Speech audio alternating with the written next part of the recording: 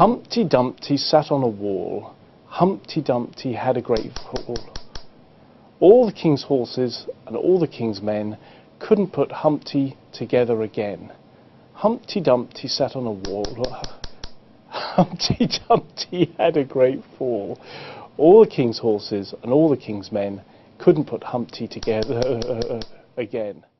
That may have looked like a strange party trick, but it's actually part of a serious research project conducted by Prof Vince Walsh in a basement lab at the Institute of Cognitive Neuroscience in London. He's using electrical and magnetic brain stimulation to understand the most complex known object in the universe and how to treat conditions such as migraine and stroke. Just to show the power of the magnetic fields passing through my scalp, and that this wasn't a trick, this is what it did to our videotape, even though it was positioned a few meters away. Star Trekking. Yeah, very left eyebrow twitch. It's hard to see because of the interference, but here I could still sing a nursery rhyme, even when he disabled my language centre, because singing depends on the other side of the brain. Okay. Humpty Dumpty sat on the wall. Humpty Dumpty had a great fall. All the king's horses and all the king's men couldn't put Humpty together again. I felt a bit apprehensive during this intriguing demonstration, but Professor Walsh thinks nothing of tinkering with his own brain for the sake of science. Jack and Jill went up there. Went up there. Yeah, that's great. As researchers from around the world are about to gather to discuss the latest results, he told me about the remarkable potential of brain stimulation.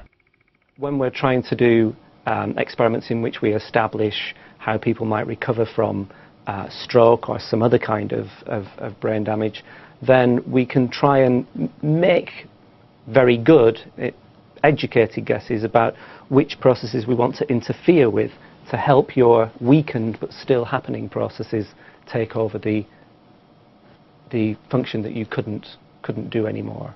The equipment and the things we can do with it are evolving into clinical uses now, and we have a number of problems with classical transcranial stimulation with these coils and the big machines and the mapping of the brain that you have to do when you carry out these experiments.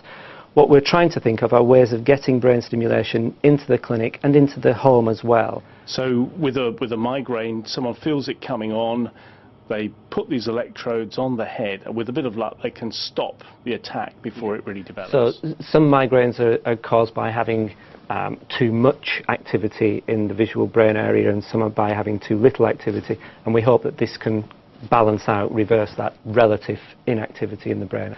So we're looking at downsizing the ways of delivering the currents, producing smaller machines, and producing electrodes that will pass very, very small currents that you don't make clicks and that you're not aware of in the way that you were aware of being magnetically stimulated previously.